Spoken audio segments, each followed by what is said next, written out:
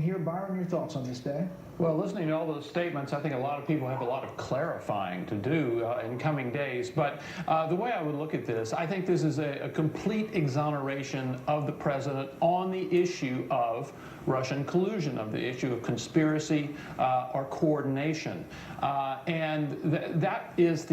was the accusation from which all other accusations flowed, including the one about obstruction of justice. Now, there's a less complete picture, a less clear picture of what Mueller came to think about obstruction of justice. But this will move into the political realm now, and the president is going to have a very strong argument, which is, are you accusing me of obstructing an investigation into something that didn't happen?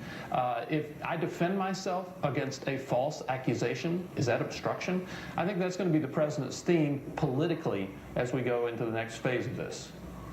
Yeah, Jeff, there's a lot of people high-fiving at that White House behind you. Clearly, the president seemed to be emboldened by this report.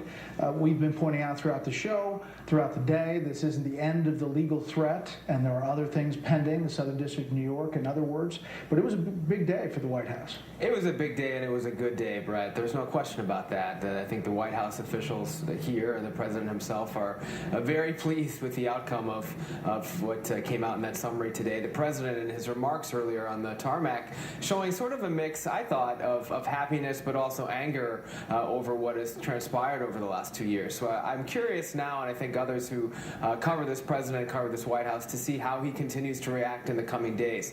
Whether there will be sort of a long victory lap, whether he or his other advisors will focus on trying to punish people who were involved in this probe, as one former campaign advisor told me today that he thought was necessary, or whether they will draw a line under this and move on strengthened going into the 2020 campaign, because he is certainly strengthened today as a result of the conclusions that Attorney General Barr put in that report.